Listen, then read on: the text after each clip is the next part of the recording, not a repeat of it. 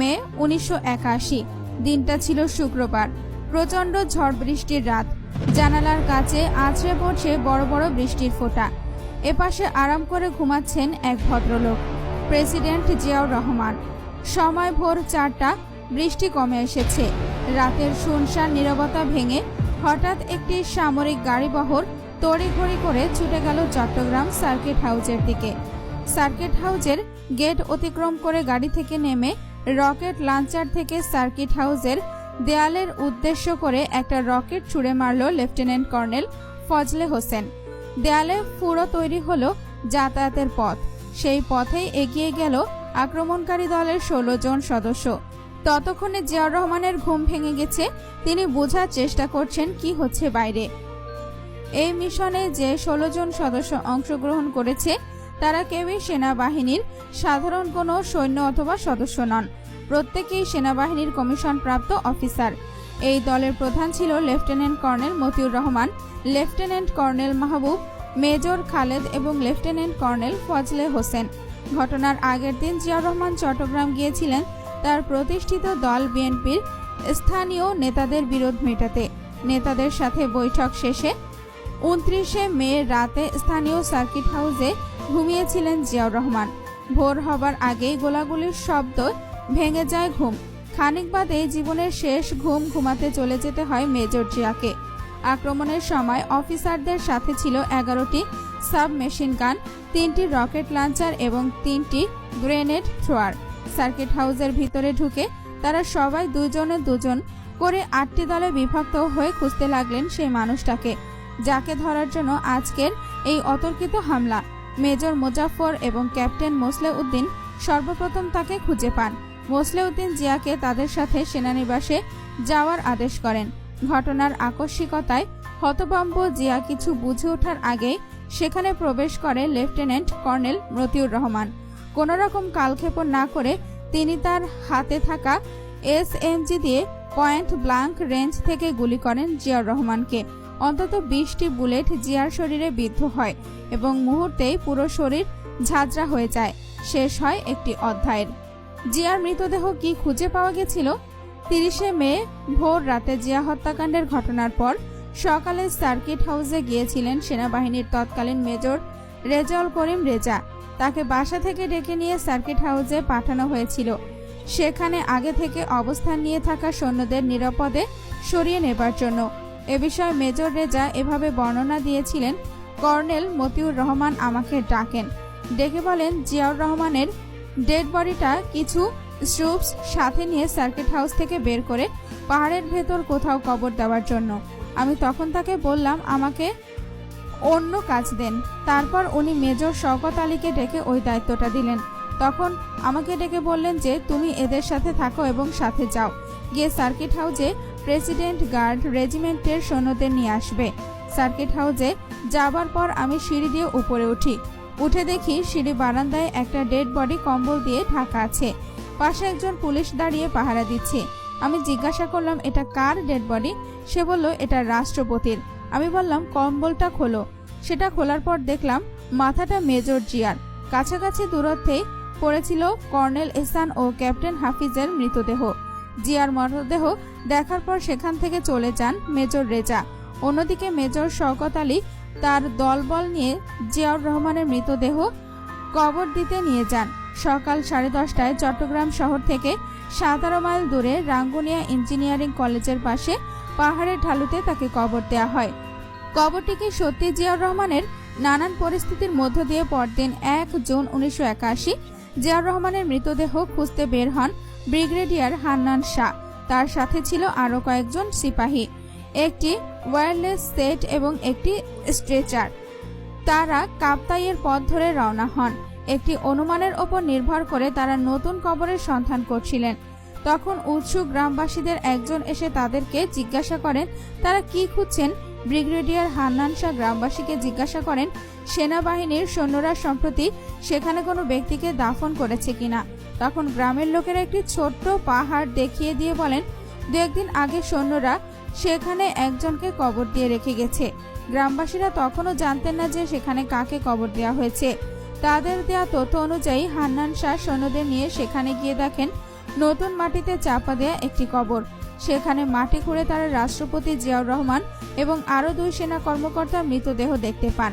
ওই দিনই বেলা 11টায় জিয়াউর রহমানের মৃতদেহ কবর থেকে তোলা হয়। বিকাল 3:45টায় বিমান বাহিনীর একটি বিমানে চট্টগ্রাম থেকে রাষ্ট্রপতি জিয়াউর রহমানের মৃতদেহ ঢাকায় আনা হয়। তার কাফনটি প্রেসিডেন্ট ভবনে আনার পর সেখানে বেগম খালেদা জিয়া, তার 2 ছেলে তারেক রহমান এবং আরাফাত রহমান কোকো সহ অন্যান্য আত্মীয় স্বজনরা সবাই কান্নায় ভেঙে পড়েন। সেখান থেকে তারা জিয়াউর রহমানকে শেষ বিদায় দেন। জিয়াউর রহমানের কবরটি জাতীয় সংসদ ভবন সংলগ্ন এলাকায় অবস্থিত। তার এই কবরটিকে অনেকেই তথাকথিত কবর বলে আখ্যা দেন। জিয়া হত্যাকাণ্ডের সময় শোনা যাচ্ছিল গুলিতে তার শরীর পুরো বিচ্ছিন্ন হয়ে ছড়িয়ে ছিটিয়ে যায়। আবার কেউ বলছিল হত্যাকারীরা নাকি তাকে হত্যা করে পেট্রোল দিয়ে পুড়িয়ে কবর দিয়ে যান। সেই কথার উপর নির্ভর করেই অনেকে মনে করেন সমাধির মৃতদেহটি জিয়াউর রহমানের নয়। এই প্রশ্নের নির্দিষ্ট কোনো উত্তর আজও। জিয়া হত্যাকারীদের শেষ পরিণতি কেমন হয়েছিল? জিয়াউর রহমান নিহত হওয়ার পর বাংলাদেশ সেনাবাহিনীর তৎকালীন chief of army staff lieutenant general Hussain Muhammad Ershad Bangladesh সরকারের প্রতি অনুগত থাকেন। তিনি জিয়ার সহযোগীদের দ্বারা সংগঠিত অভ্যুত্থান দমন করেন। এরপর সরকার থেকে বিদ্রোহীদের আত্মসমর্পণ করার নির্দেশ দেওয়া হয়। সার্কিট হাউজের আক্রমণে নেতৃত্বদানকারী অফিসার ব্যতীত অন্যান্য সেনা সদস্য এবং অফিসাররা আত্মসমর্পণ করেন। নেতৃত্বদানকারী অফিসাররা পার্বত্য চট্টগ্রামে পালিয়ে যাবার সময় সরকার কর্তৃক প্রেরিত বাহিনীর হাতে গ্রেপ্তার হয়। এদের মধ্যে গ্রেপ্তারের সময় কর্নেল মতিউর রহমান এবং লেফটেন্যান্ট কর্নেল মাহবুব নিহত হয়। জেনারেল মঞ্জুর এবং কর্নেল মতিউর রহমান যে গাড়ির বহরে পালিয়েছিল সেখানে ছিলেন মেজর রেজা।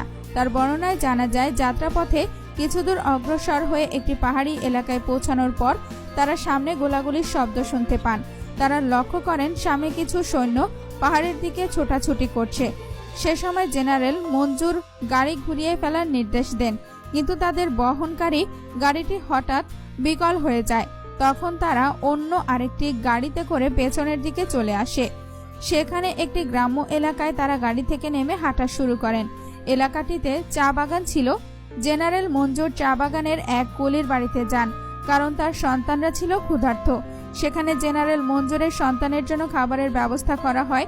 মঞ্জুর যখন স্ত্রী সন্তানদের নিয়ে খেতে বসলো তখন তারা হঠাৎই কুকুরের অনবরত ডাক শুনতে পায়। উকি দিয়ে দেখা গেল বেশ কিছুটা দূরে পাহাড়ি এলাকায় খাকি পোশাকের পুলিশ দেখা যাচ্ছে। তখন জেনারেল মঞ্জুর বলেন, আমি পুলিশের কাছে সারেন্ডার করব। পুলিশ সদস্যরা যখন সামনের দিকে এগিয়ে আসছিলেন তখন জেনারেল মঞ্জুর জঙ্গলের ভেতরে গিয়ে দাঁড়িয়ে যান।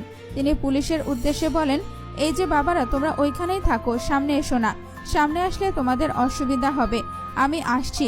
এই কথা বলে তিনি হন করে হেঁটে গিয়ে পুলিশের কাছে সারেন্ডার করেন। পুলিশ তাকে হাটহাজারী থানায় নিয়ে যান। সেখানে তিনি একজন আইনজীবীর জন্য আবেদন করলে তা নাকচ করে দেওয়া হয়। তিনি বুঝতে পেরেছিলেন পুলিশের হেফাজত থেকে নিষ্কৃতি পেলেই সেনাবাহিনী তাকে হত্যা করবে। তাই তিনি বারবার পুলিশের হেফাজতে থেকে চট্টগ্রাম জেলা প্রেরিত হওয়ার জন্য আবেদন করতে থাকেন।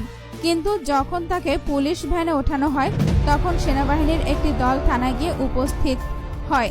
কিছুক্ষণ বিতর্কের পর ক্যাপ্টেন এমদাদ জেনারেল মঞ্জুরের হাত পা বেঁধে প্রায় টানা হিঁচড়ে তাকে গাড়িতে তুলে চট্টগ্রাম অভিমুখে রওনা হন। পরবর্তীতে কি ঘটেছিল সরকার তা কখনোই প্রকাশ করেনি। বলা হয় ক্ষুব্ধ সেনা সদস্যদের গণপিটুনিতে তার মৃত্যু হয়। তবে ময়নাতদন্তে বের হয়ে আসে মঞ্জুরের মৃত্যুর কারণ ছিল পেছন থেকে মাথায় করা একটি গুলি। ফলে মঞ্জুরের মৃত্যুর বিষয়টি রহস্যাবৃত হয়ে পড়ে।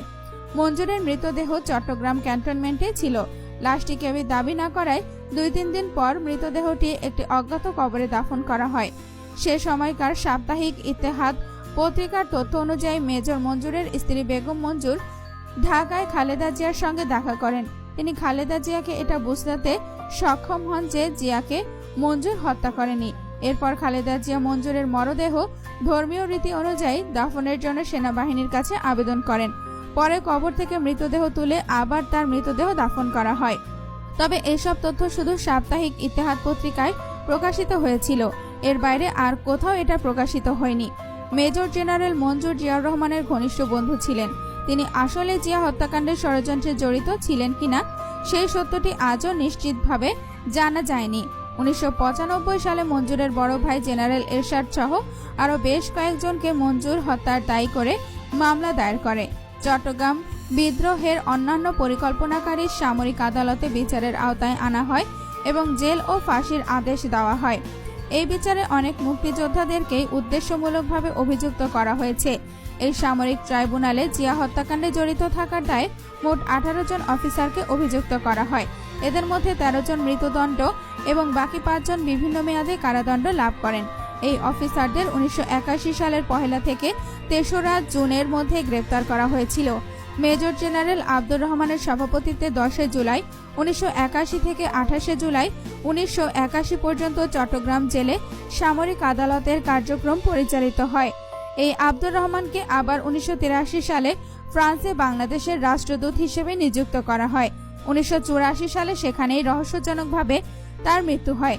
এভাবেই জিয়াউর রহমানের মৃত্যুর সাথে জড়িত এবং পরবর্তীতে সেই হত্যাকাণ্ডের বিচার ব্যবস্থার সাথে জড়িত প্রত্যেকটা ব্যক্তি হারিয়ে যায় ইতিহাসের গহ্বরে।